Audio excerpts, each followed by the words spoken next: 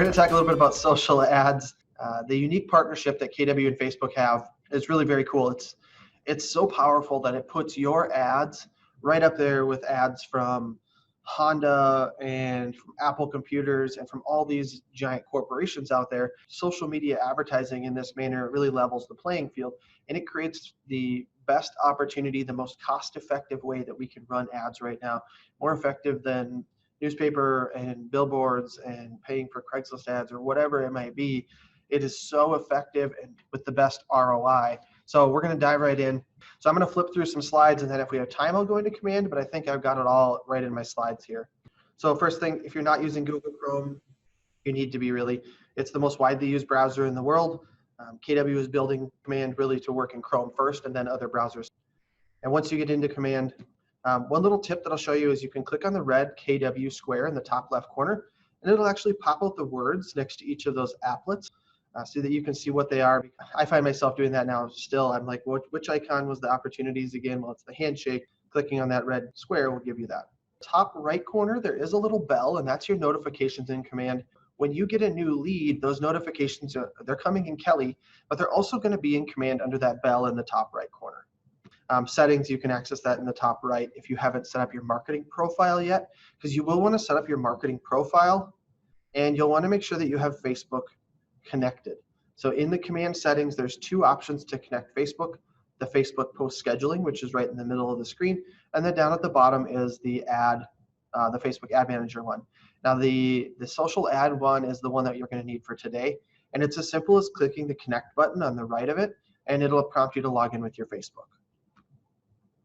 And then the marketing profile can be found in the settings as well, under Connect Settings on the left-hand side. Then it gives you the marketing profile Kelly guide. So creating the ad. What can I run an ad for? You can run an ad for a new listing, price reduction. Maybe you just got new photos on a listing that's been sitting there for a little while. Run an ad, put out those new photos. Run an ad for an open house. And you could do an ad for a price reduction list or a price range list. I'll talk a little bit about that, but I'm not sure how much time we'll have to cover that one today, because we're primarily going to focus on running an ad around a new listing. Well, what if you don't have a listing? Then go find somebody in the office who would be okay with you running an ad to promote their listing. Now, when you do that, I'm just going to ask that you get it in writing from them. That could just be in an email, but get it in writing in some form that it's okay for you to run an ad for their listing. You're just going to cover all the bases, make sure you've dotted all your I's and crossed your T's on that one, and you'll make Greg happy. So when you go into Command on the left-hand side, we're going to go into Campaigns today. And in Campaigns, this is the new campaign dashboard. Now, your dashboards may or may not look exactly like mine. Depends if you've run ads and how many ads you've run before. There are 3 different dashboards that you can see in here now. There is kind of think of it as a beginner, an intermediate, and an advanced. The more ads you run, the more advanced dashboard you get. With the more advanced dashboard, you just see more insights. What you see here is the beginner dashboard, because I haven't run any ads from my Command because I'm not in production, right? You would start to see a little bit different information, a little bit extra info as you run 2 or 3 ads, and then once you've run more than 10 ads, you'll see it again. So if you click Create a New Campaign in the top right corner, it's going to ask you, what kind of campaign do you want to run? You can run social ads, which are going to be your Facebook and Instagram and Twitter ads. The Google's the search ad, that's a Google ad. So that's when somebody does a Google search, those ads that come up at the very top, those are the Google ads. And then you can do a social post, direct mail, or email from here as well. Now we're going to talk about social ads today. So if you were to click on social ad, which is the paid one, the next question is, what's the goal of this ad? So you're going to give it a title at the top, and that title is just for your reference. So if you're advertising a listing, I would put in 123 Main Street or 12563 Mississippi Drive, whatever the address of that property is. That's just for you. No one else sees that. Then in the middle there, you'll pick what's your goal. You could advertise a listing, and then you can see the other options there. The advertise a listing will prompt you at the next screen to search for that listing, to pull it in from the KWLS and the MLS. The rest of them will all act the exact same, and it won't prompt you. You can do it any way that you want to. This doesn't change the ad on the back end right now. What you're doing is you're telling Command how you're using it right now, and how you're creating this ad. And as you're doing that, and I'm doing that, and the other 180,000 agents are doing that, we're making Command smarter, so that at some point in the future here, when KW is ready to flip the switch and turn on the artificial intelligence behind the scenes, it'll start recommending to you what kind of ads you should run. So we would put in the campaign name and select advertise listing for today. And then at the bottom, it says, where do you want to run your ad? You have the options for Facebook, Instagram, and Twitter. My personal recommendation would be to focus on Facebook and Instagram, and especially on Facebook. So let's just say I was to click the Facebook box right now and then click Setup Campaign. The next screen would prompt me to find my listing. Now, even if you have listings, you may not see any results on this screen, and that's okay. That's a known thing. KW is working on getting that. But what you're going to do in the top right corner is you'll click on the drop down there where it says Show Only My Listings, and change that to All Listings. And once you do that, you'll be able to search for the listing in the property address bar at the top. So I just searched for this one on Mississippi Drive, just for example. And here it brought up anything with Mississippi Drive in the name of it throughout the nation. So I'd hit select on the property that I want to select. And there it pulls it into my ad. Now what that did is it pulled in the text over on the left, pulled in that description. Then on the right, you can see it pulled in the photo, and there's kind of an ad preview there on the right. And don't worry that it's not branded to you yet. We'll get to that in the later steps. Now, if you want to advertise it coming soon, you're not going to find it in there, and that's okay, because then you'll just you'll skip that step. You'll manually enter all the text, which we would tweak and change anyways, and then you'll manually upload the photos. It's pretty easy, and I'll show you that in a few minutes. So with that, the first step is the add text. Now, you have a couple of components. You have your main copy, your headline, and your description. Now, your main copy is what shows up below the page branding and above the photo there on that preview on the right. So it says the Mississippi River Living is calling your name. That's your main copy. Your headline is the bold line right below the photo, and the description is the line below that. The description doesn't show up in all placements. It might show up on the desktop but not on a phone, or it might show up on Facebook but not on Instagram. It's just an opportunity for you to put a little bit of extra text. So with that, I'm going to hop into something else real quick here. I'm going to show you, I've got a couple of documents put together. I have some examples of Facebook ad copy that you can use. And these are actual ads that people around the country have ran and had success with. So you can see this would be the main copy. Live in a large, completely renovated North Royalton ranch. Some emojis, full bath in each bedroom, there's 4 of them, large kitchen, new flooring, new deck. Click below for more info and photos before it's too late. There's a couple of key components there. There's emojis, a little bit of info, and a call to action. The emojis are what get people to stop doing this. They stop doing their thumb scrolling. So the emojis stop people from scrolling, and they get them to kind of pause and look at your ad, right? Now you've got a little bit of info, but not too much. And then you have that call to action, which is super important. Click below for more info and photos before it's too late. You're telling them what they're going to get when they click that Learn More button, because that's what we want them to do. That's where we capture their info, when they click the Learn More button and then submit their info. So I've got a couple of other ones. I'm just going to read through one more here. This listing ad copy example says, there's a little house emoji. It says live in, then you put in your location for a great price. A little hand clap. This ranch style house has an open floor plan with a large deck that overlooks a pond that flows into Spring Lake. And a little water emoji. Click below for more info and photos before it's too late. So that's my copy. And then the little hand pointing down emoji is a great one too. When you say click below for more info and photos, just it catches their attention.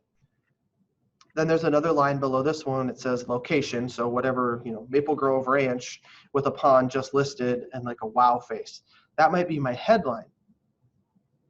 Then my description would just be another line about the property, or like, imagine living here with this large backyard and this, what did this one have? And this pond or drinking coffee looking at this pond in the morning or something like that. It's just an extra little line for you to put something in. So the one that this one we were looking at was the ad copy, and it's a couple of pages giving you an example of a price reduction ad or an open house ad, just different ways you can leverage the text. You don't have to follow this word for word. This is just giving you an idea of kind of how to phrase those. The Facebook ads, it's a little bit of trial and error. As you run an ad, sometimes you might get a little better results, and sometimes you might not get quite as good of results. That varies, and that's okay. You'll learn as you run a few ads kind of what works for you, what works for your market, things like that. Okay, so back to my ad. This is where I'd put in my text. This one happens to have a pretty good copy already, I think. The Mississippi River living is calling your name. You know, I could maybe find like a water emoji or a river emoji or something like that to put around the Mississippi River name there. One of the best kept secrets in the Twin Cities. I don't know if there's like a face emoji, like secret. Just get creative. Put a couple of emojis in there.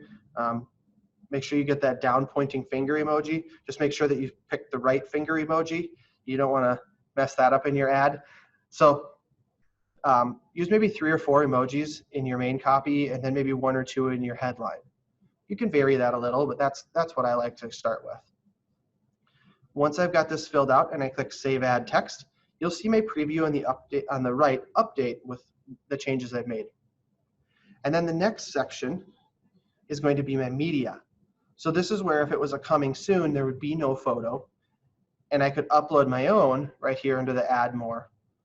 Otherwise, if it does find the listing, it's going to pull in that first photo, the primary photo, and I could click Add More, and it will pull in the rest of the MLS photos for me to select from. That's if it's active or it's on the market now. If it's coming soon, I would have to click the Add Images tab up here and upload my photo manually. So I'd go through and I'd select my photo, and then the next, the button at the bottom is Preview and Crop. So the next step lets me adjust my photo a little bit for my ad. It will default to a widescreen, a 1.91 to 1 ratio, so a widescreen for Facebook ads. The next option down, I can do square, I can do vertical, or full portrait. Square, it says best for most placements.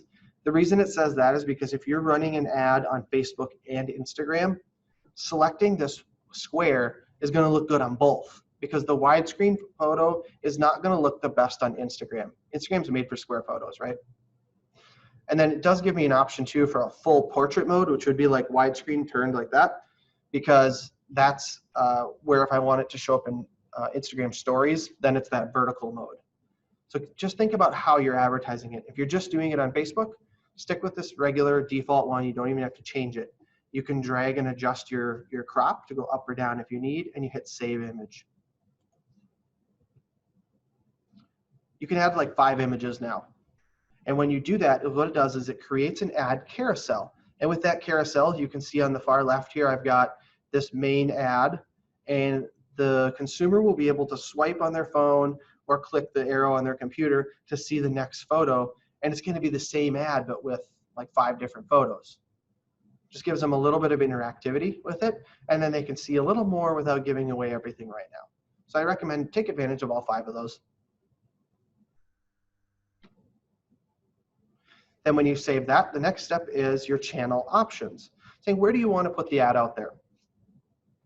So you are going to have your Facebook account already connected. So it's got account and has my name, and that's my personal account. That's how it's supposed to be on Facebook. Then on the right, I'll have the option to select my Facebook page. And when I do that, and I finish updating these, you'll see this ad preview on the right change to be branded to me. So I'm going to select my page from the dropdown. And then the next step here is my destination. For destination, we want to use the Facebook lead generation form for a listing ad. If you're doing some other kind of an ad where you're trying to get people to sign up for email list, or you're trying to get them to sign up for a class or something like that, maybe you want to think about the site or landing page ad. But primarily when you're advertising for an open house or for a listing or things like that, use that lead generation form. Because when you do that, you're going to get way more leads. So what that does is it puts up a prompt that's a pre-filled out form with their name and email and phone number and stuff from Facebook. So all they have to do, it's already filled out. They're just going to click submit when they get that that form, and boom, you get the info dumped into your command, and you get that notification right away. Then you can set your button call to action. It defaults to learn more. I would leave it like that every single time. Learn more performs the best. It's the most universal also. The next step is our follow-up destination URL. So the consumer sees our ad, they click learn more, they get that pre-filled out Facebook form and they hit submit. Then after they do that, I can have it route them and take them somewhere else.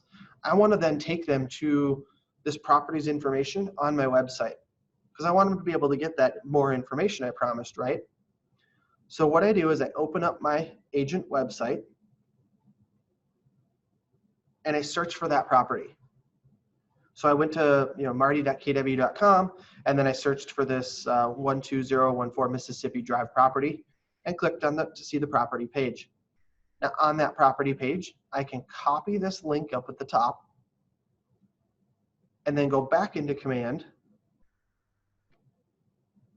and I'm going to paste that link in my follow-up destination URL. So again, I'm going to copy that link on my page, paste it in the follow-up destination URL.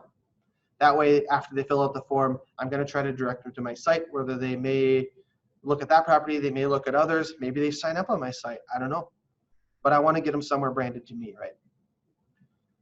The next step is your ad targeting. You're going to choose your ad targeting.